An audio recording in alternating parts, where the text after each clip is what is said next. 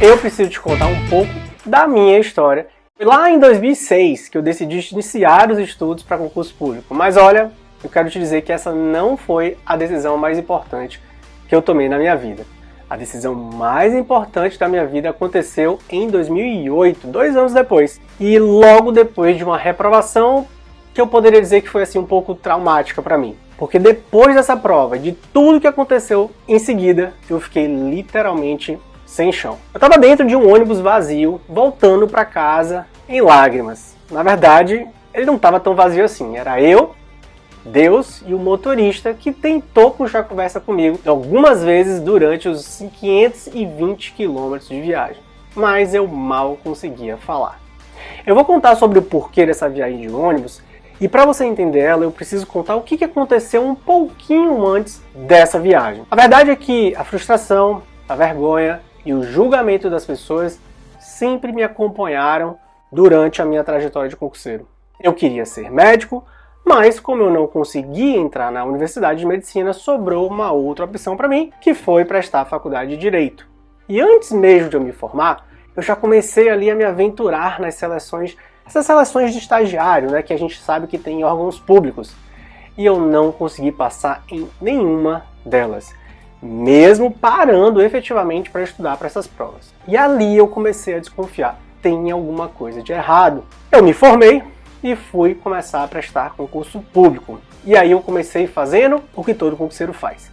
Me matriculei no cursinho, eu ia estudar todos os dias lá na biblioteca desse estabelecimento, e tudo que era a prova que aparecia, eu fazia. Claro, né? A minha meta era clara. Eu queria estudar tudo que era possível, tentar esgotar o edital. E o problema é que esse estudo, sem organização e qualquer direcionamento, é muito deficitário. Eu não sabia das técnicas que eu precisava para estudar, eu procrastinava muitas vezes, eu não conseguia me manter motivado para seguir estudando, e isso era muito difícil de conciliar com a minha família. E por mais que eu estudasse muito, eu não passava nas provas. Fazia prova, reprovação. Fazia prova, reprovação. O máximo que eu conseguia era ali, eu ficar nos 50%, 60%, nota estagnada. Resultado, depois de alguns anos, eu praticamente parei de estudar e já estava desistindo. Agora, para chegar naquela viagem de ônibus, aconteceu algo muito bizarro que dava até para virar filme de Hollywood. Escuta só essa história. Em um dos concursos que eu prestei nessa época, era para o cargo de procurador federal, membro da Advocacia Geral da União. Eu fui aprovado na segunda fase dessa prova por apenas 3 décimos. Imagina, 3 décimos, o quanto você não ficaria decepcionado com a reprovação dessa. Eu estaria dentro das vagas se eu tivesse tirado esses 3 décimos a mais na minha nota. Só que aí eu fui revisar essa minha prova e percebi que tinha uma questão na banca que valia 1 ponto. E o detalhe, nessa questão eu respondi exatamente o que estava sendo pedido no espelho da prova. É claro que eu não tive dúvidas, né?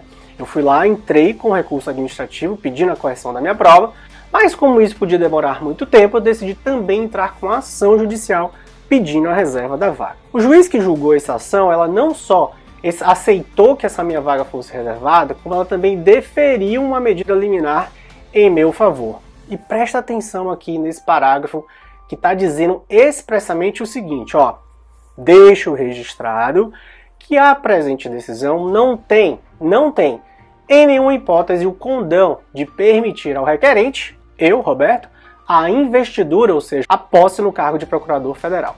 Ou seja, olha só, o juiz lá da 13ª Vara Federal da Bahia consignou que não estava garantindo a minha nomeação e posse no cargo. Mas quando isso chegou para a AGU, eles descumpriram e me nomearam para o cargo de procurador federal. Um amigo meu que tinha passado, estava voltando de Brasília, ele me liga. E aí, Roberto, já está com as malas prontas? E eu falei, por quê, né? O juiz ele disse expressamente na decisão que não era para eu assumir esse cargo, que haveria de aguardar o julgamento final. Ele falou, né? Mas pelo visto eles reconsideraram a sua nota, porque o seu nome está na lista dos novos procuradores que vai sair no Diário Oficial amanhã. Eu fiquei sem entender nada, né? E a única coisa que me ocorreu foi, bom, se eles voltaram atrás e atribuíram um ponto que me faltava, eu vou fazer o quê? Partir lá para a cidade de Araçatuba, no interior de São Paulo, para tomar posse. E chegando na sala para assinar o termo, dava para ouvir o burburinho que estava acontecendo dentro dessa sala entre os outros servidores. É o subjúdice, que é um termo que se usa para indicar que algum candidato tem o respaldo de uma decisão judicial para estar ali. E na hora veio aquele sentimento de vergonha, julgamento de outras pessoas, como eu disse, que sempre me acompanharam durante a minha jornada. Para e pensa agora. O que você faria no meu lugar? Eu estava ali fazendo o que qualquer um faria. Eu fui nomeado sem pedir, sem determinação do juiz e comecei a trabalhar. Até que 15 dias depois, a procuradora-chefe do INSS me chamou para conversar. E lá eu recebi a pior notícia da minha fase de concurseiro. Roberto, tornaram sem efeito a sua nomeação e você foi exonerado do cargo de procurador federal. Meu mundo desabou, eu simplesmente desmoronei, porque me deram a construção de vida aos 26 anos de um sonho e acabaram com ele em apenas 2 semanas. E foi esse o sentimento que eu carreguei comigo, aquele ônibus, por 520 quilômetros até chegar em casa. Quando eu cheguei em casa, minha mãe foi a primeira a me abraçar, chorando, em lágrimas, sem entender o que estava acontecendo. Falou assim para mim: meu filho, você não merecia isso que fizeram com você. A gente ficou se consolando por um bom tempo. Faz tanto tempo essa história, mas até os dias de hoje ela mexe muito comigo, né? Muitos anos depois, especialmente porque ela impactou muito mais gente além de mim mesmo. E eu fiquei talvez cerca de 3, 4 meses sem conseguir pegar nos livros. E pensei realmente que ali era o meu fim. Pensei em desistir, isso não é pra mim. Eu tinha até vergonha de sair na rua, de voltar pro cursinho e encontrar a galera toda sabendo da minha história.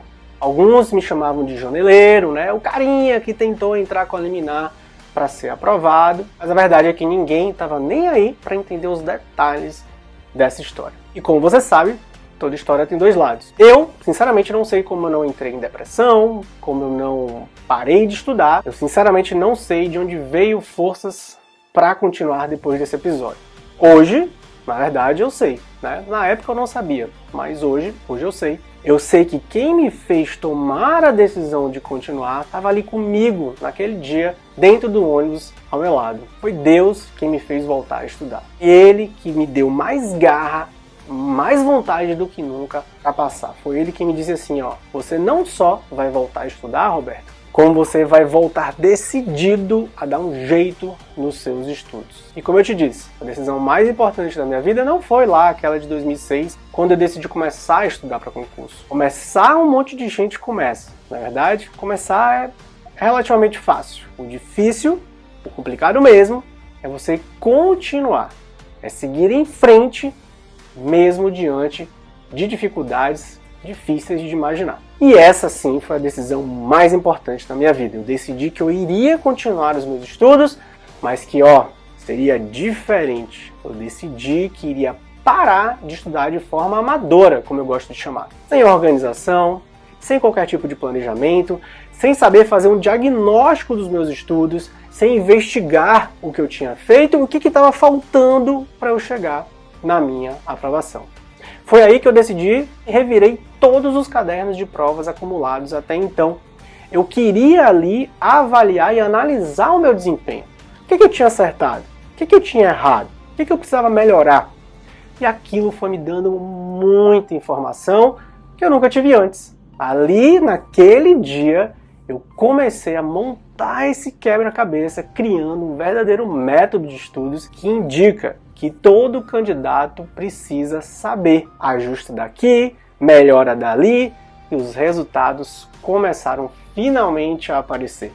E não foi uma, mas uma enxurrada de aprovações. Aos 26 anos, fui aprovado para cargo de escriturário do Banco do Brasil, depois aprovado no cargo de procurador do município de Amargosa e também de procurador do município de São Sebastião do Passé, na Bahia. Depois veio a aprovação para técnico analista do Ministério Público da União. Aos 28 anos, aprovado no cargo de procurador do estado do Ceará, procurador do estado da Paraíba, procurador do município de São Paulo, além de aprovada para o cargo de defensor público de Pernambuco. E nesse mesmo ano, também eu consegui ser aprovado em terceiro lugar para o cargo de procurador do estado do Piauí, cargo que eu exerci até o ano de 2012, quando eu decidi assumir a Procuradoria-Geral da Paraíba, onde eu moro até hoje. Depois disso eu fiz mestrado em Direito na Universidade Federal da Bahia, me tornei professor das matérias de Direito Administrativo, Direito Constitucional, Direito Tributário e Processo Civil, e quando os meus alunos ficavam sabendo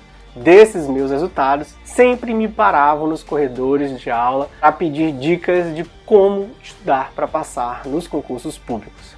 E isso caiu no ouvido do diretor da faculdade. O diretor me convidou para abrir uma turma aos finais de semana e eu aceitei o desafio porque ali eu já estava apaixonado por ensinar. Foi daí que nasceu o meu método, com a primeira turma presencial que tinha cerca de 20 alunos só. Foi a primeira vez que eu tirei da minha cabeça o meu jeito de estudar, que me trouxe tantas aprovações. E olha só, logo de cara, 3 alunas passaram. A Jamile passou para o cargo de assistente administrativo da Universidade Federal da Paraíba. A Ana Caroline também passou e tomou posse lá no Instituto de Previdência de João Pessoa. E a Evelyn passou no 22º exame da OAB. Esse foi meu momento eureka, porque eu achava que exercer o cargo de procurador e ser professor já estava suficiente. Mas olha só que engraçado. Nessa época, eu tinha 5 trabalhos. Eu dava aula em 2 faculdades, na Universidade Federal da Paraíba, que eu também passei, por meio de seleção de concurso público. Eu também tinha um escritório de advocacia do qual eu era sócio. Eu era procurador e também mentor já de provas e concursos. Quando eu comecei a ensinar meu método de estudos, uma coisa especial aconteceu. Eu me senti muito mais preenchido, ajudando as pessoas a passar, porque eu percebi que isso é algo muito marcante, é muito transformador você ajudar alguém a ter um resultado que vai acompanhar essa pessoa pelo resto da vida dela. E aí, cada vez mais gente queria aprender comigo e a minha agenda simplesmente lotou. Foi quando, em 2016, eu decidi abrir o Eu Te Ajudo a Passar e trabalhar só como mentor de provas e concursos e como procurador. E hoje somos mais de 3.500 profissas impactados por toda essa transformação.